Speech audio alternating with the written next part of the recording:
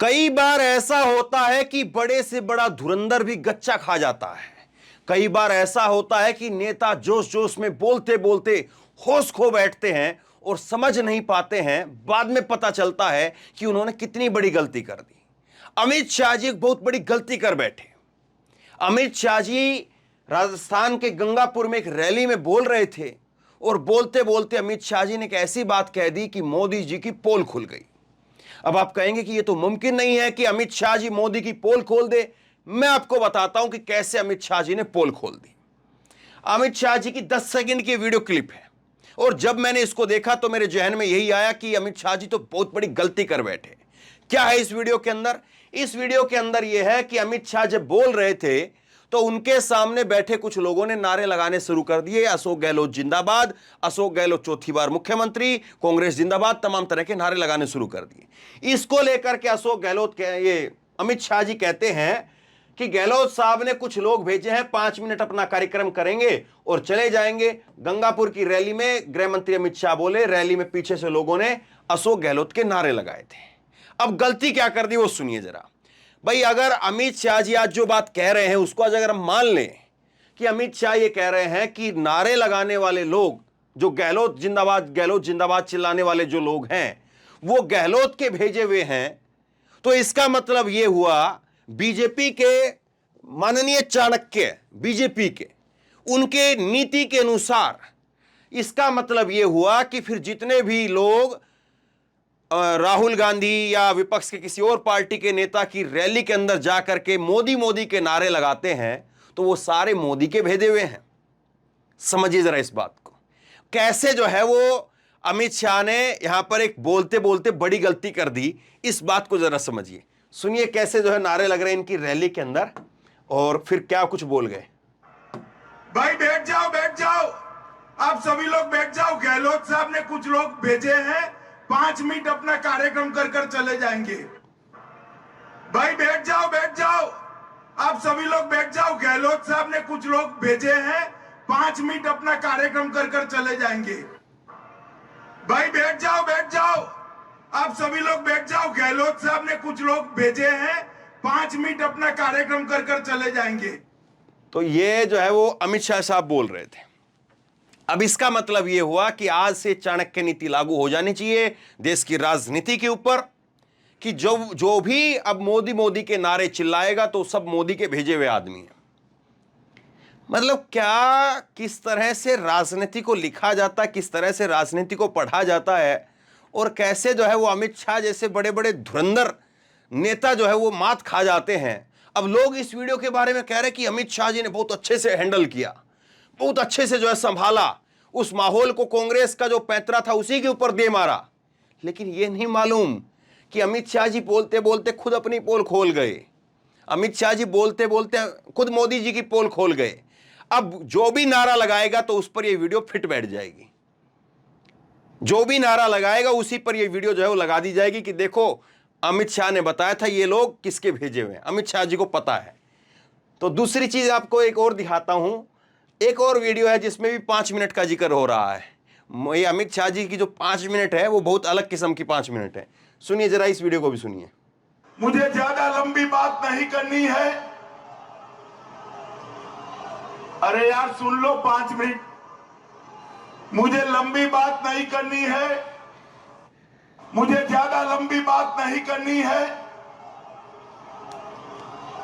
अरे यार सुन लो 5 मिनट, मुझे लंबी बात नहीं करनी है।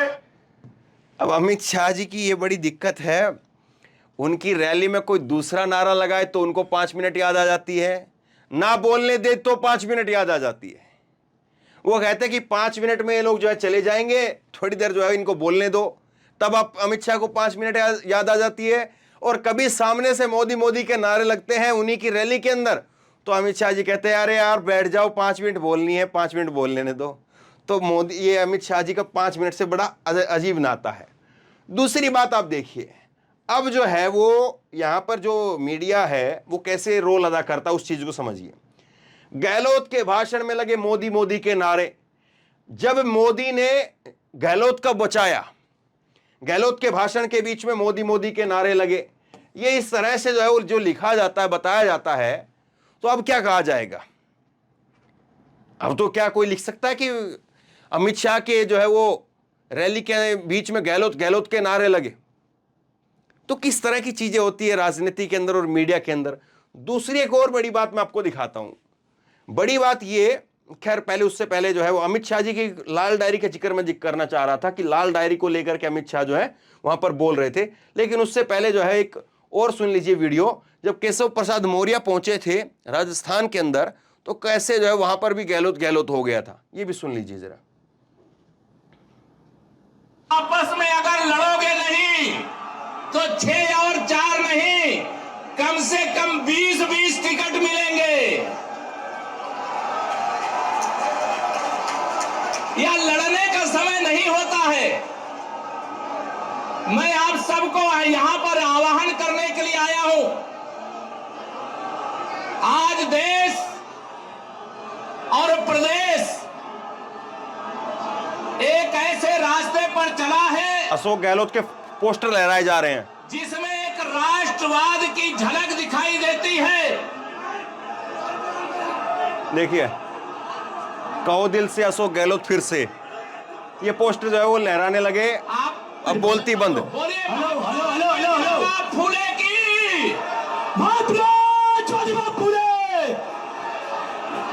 भाइयों, आप सब लोगों से रिक्वेस्ट करता हूं, ये भी हमारे सिरमौर हैं, गहलोत साहब भी सिरमौर हैं। आप सभी आइए देख, एक मिनट, नहीं प्लीज प्लीज, नहीं प्लीज, अभी सुनो बात को। हेलो, मेरे सभी युवा साथियों से निवेदन है और आगे अशोक गहलोत साहब के सिरमौर ये नहीं करे और इस राजस्थान में की धरती पे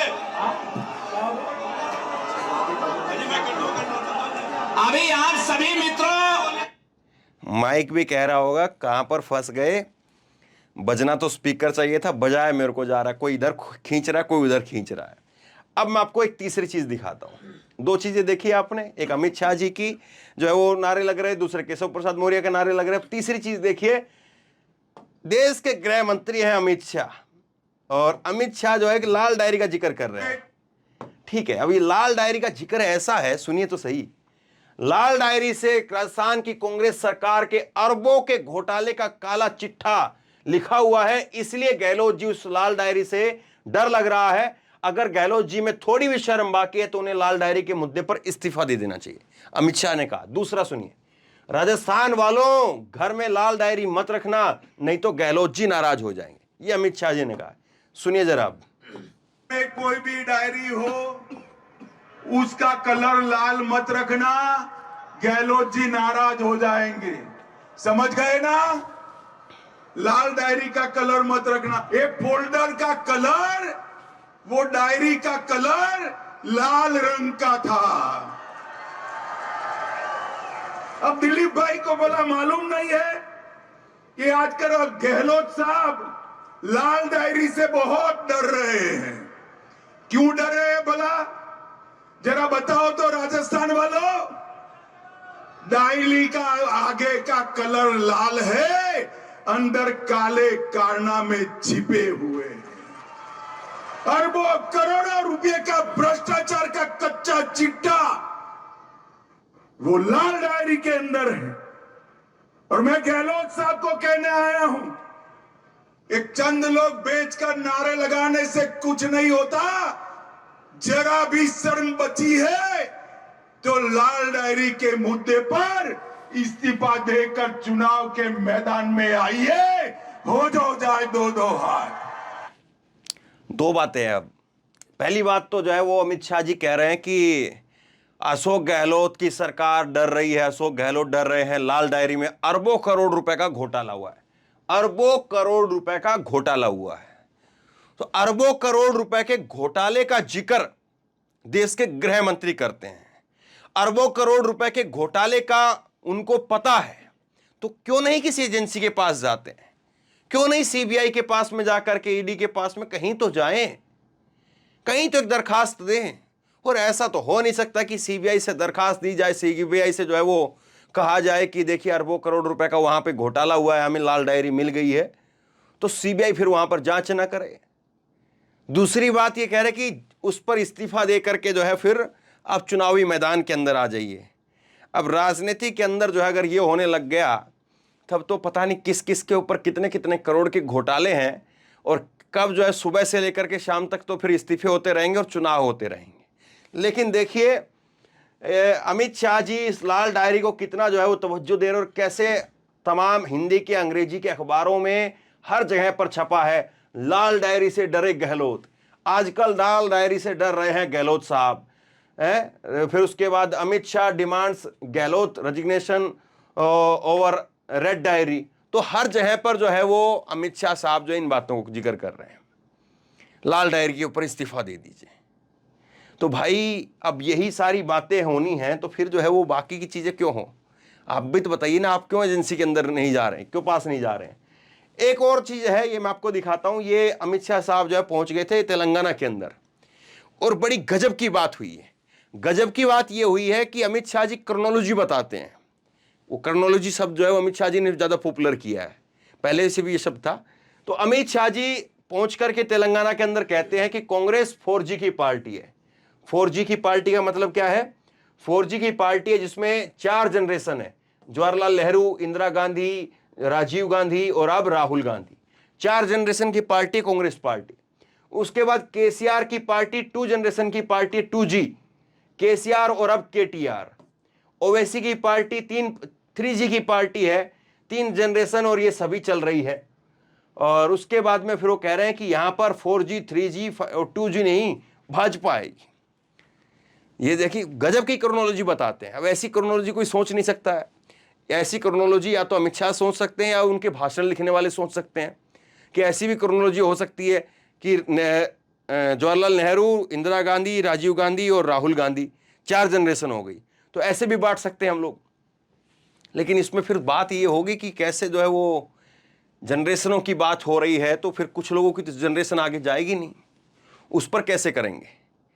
लेकिन क्या ये परिवारवाद के ऊपर, ये जो बेसिकली जो हमला बोला है वो परिवारवाद के ऊपर है।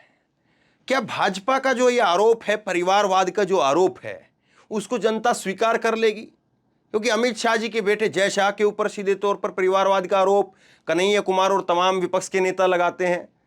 उसके साथ साथ जो है वो तमाम एक लिस्ट है, और खुद जहां पर राजस्थान की बात करते हैं तो राजस्थान में तो वसुंधरा का बेटा ही है, वो सांसद हैं। तो फिर कैसे जो है वो बीजेपी बचेगी? एक चीज मुझे अच्छी लगी, और इस चीज पर जो है कांग्रेस को वाकई जो है वो चौकन्ना हो जाना चाहिए।